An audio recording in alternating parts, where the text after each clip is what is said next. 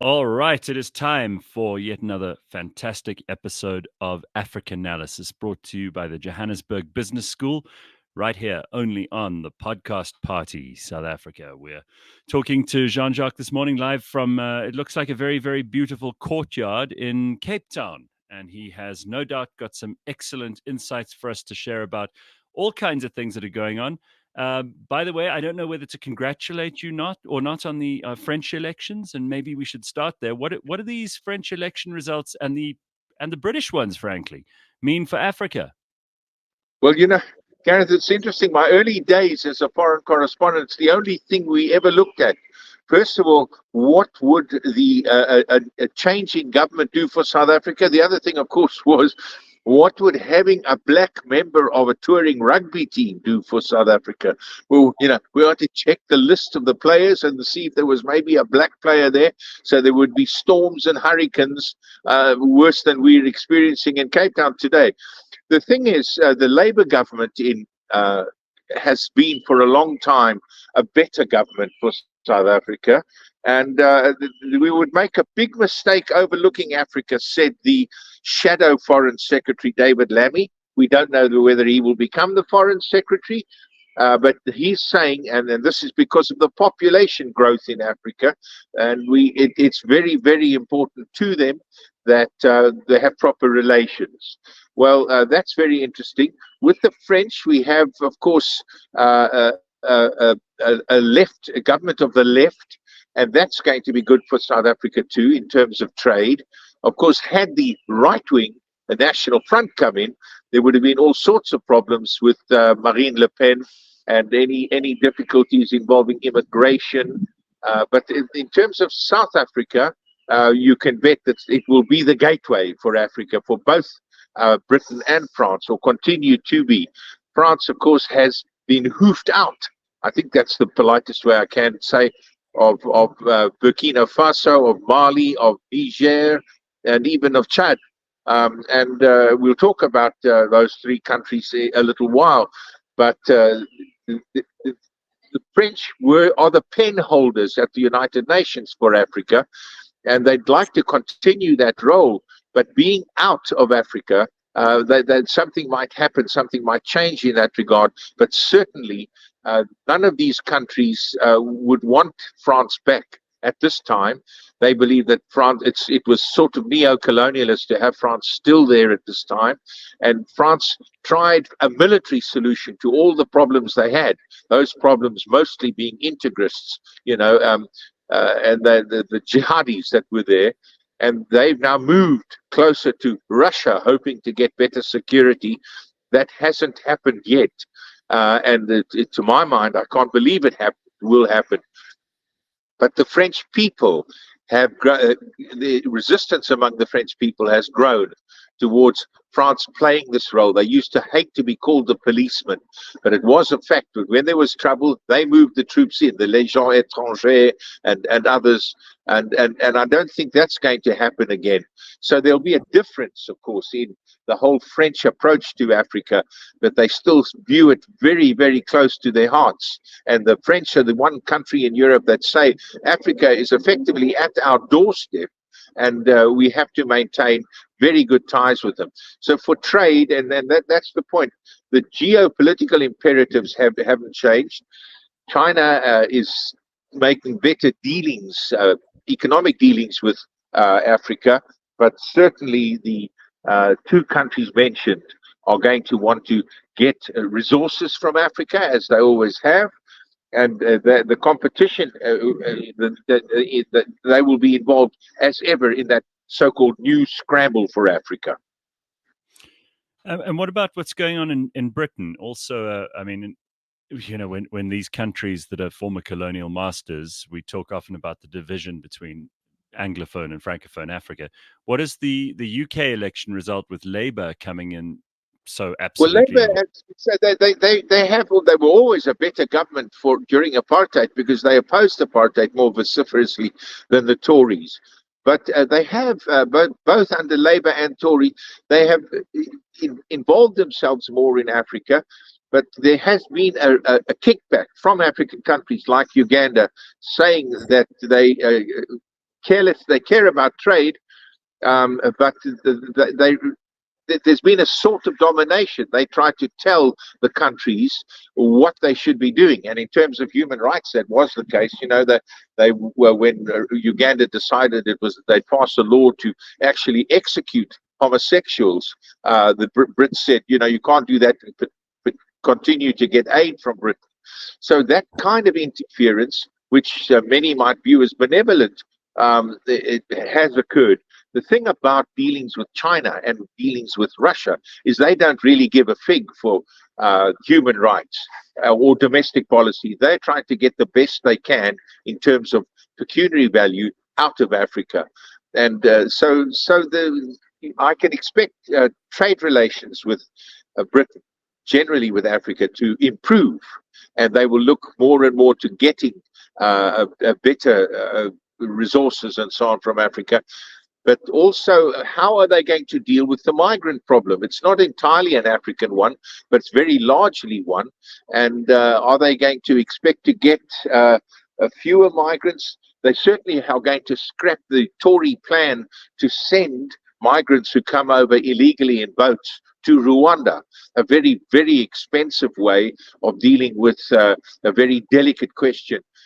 In both countries, immigration is very, very difficult, but I think they will take a more benign view, will Labour, to migrants coming from Africa, and that might cost them electorally, but that certainly seems to be what Keir Starmer is saying. All right. Well, I mean, it sounds to me like we really are just hoping that they'll be nicer and that there'll be more trade, because we don't actually know anything about the policies of either. It seems that this has been the British election where perhaps policy was the least important thing discussed, and we have only vague concepts being thrown around by the likes of Keir Starmer. You could also say that in France, it's this coalition of the wounded that's been put together, and perhaps the French people have been completely ignored in all of this. I don't know, but the African the African result for this is yet to be determined, right, Jean-Jacques? I mean, they always can change their opinion on a dime, as they often do when it comes to Africa. Absolutely. Africa, foreign policy generally, but in this case, of course, when we spoke about Gaza and we speak about Ukraine, those were hard issues in the election campaign. But the only real part of Africa in electioneering in both Britain and France was on the right, where they would be saying, we're going to stop migration. A lot of people, a lot of Brits and French are very sensitive to that. And as I say, those two, the Labour government, we're expecting them to take a more benign view, but there's no laying out of a policy manifesto on Africa, which sometimes you did get, whether during the apartheid era, would they continue selling arms, yes or no, to the apartheid regime. No such thing this time round. But I think it's going to be good news for Africa in both cases. All right. Let's hope you're right. The coup countries. So we got Mali, Niger, Burkina Faso, from a confederation to leaving the regional grouping Westcon, I think they call it. So what's been happening there? Because it seems to me like West Africa is in a bit of a state of confusion at the moment, to say the least. Exactly. The French stepped in, for example, and stopped a coup and reversed a coup in Mali. But again, when they had problems, they thought this is a military thing. We've got to do it, and we're going to have to use muscle. And they did. They brought the Légion étrangère, and they brought in troops, and they induced the Germans and others, the Europeans, to come in. And finally, many analysts and academics were saying, but this is not entirely a military problem. When somebody becomes a jihadi, it's not always for ideological reasons. It's simply because there's nothing else. You have to address the social issues. And this applies, of course, to immigration as well. Until you address the social issues that are driving people out of the continent or to become increasingly militant within the continent, you're not going to address the problem. Now, these three countries have all thrown the French out and turned to Russia. hoping to get better security, which hasn't happened yet. Now, at a meeting of ECOWAS, 15 countries, now reduced to 12 with the departure of those three, or imminent departure of those three, they've charged the Senegalese, the new president, Bassirou Diomaye Faye, to woo those three countries back in. And whether he's going to have any luck in doing that, I don't know. Interestingly, because ECOWAS was turning on the coup countries, saying that we're going to blackball you and we're going to, or red card you for having had coups. And eventually they said, well, do it, do your worst. We've decided this is what we want the French out, and we want the government out because it couldn't stop the jihadis. So now, do your worst. And they then said, well, if that's how you feel, we're going to be leaving ECOWAS. And ECOWAS feels it's probably the most active regional grouping. The only one that even approaches it is SADC. They kept stepping in and militarily getting involved in issues. For example, in Gambia and in Guinea and places like that. They haven't got much of a chance of doing that now, and they weren't able to go into these three coup countries because the question being asked was, who's actually going to pay? If you do use military intervention, it's a very costly thing. Who will pay for that? So one of the things that really caught my eye in the news last week, and I've been waiting to talk to you about this, JJ, is what's happened in Kenya. We don't often see in Africa people protesting a tax hike, and we don't often see people saying, hell no, you can't have more of our money to do things that you don't end up doing. In Africa, we're used to being just tax slaves for the regime that's in charge, and they take our money, and we're never really sure what they do with it. In many cases, we can absolutely guarantee that it's just stolen, ferreted away. But in Kenya, they stood up, and mostly Gen Xers and a couple of slightly younger people than that too, just said, absolutely not. You're not going to raise our taxes. We refuse to pay. That was very interesting, is that the Gen Xers doing it. You say tax slaves, that's right. It was their parents who had been tax slaves. And they've said, how much do you think you can milk our parents any further? No, that's enough. Maybe some of them weren't even paying taxes. They were still students. And they took to the streets. 20 of them were killed. I think William Ruto, in his second year as president, realized just how stormy this was for him.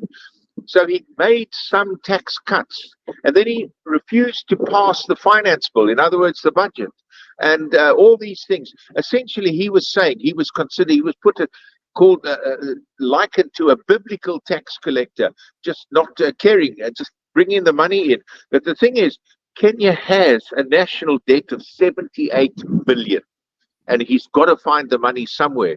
So now he's come up with, when he refused to pass the finance bill, pass the budget, still the demonstrations continued.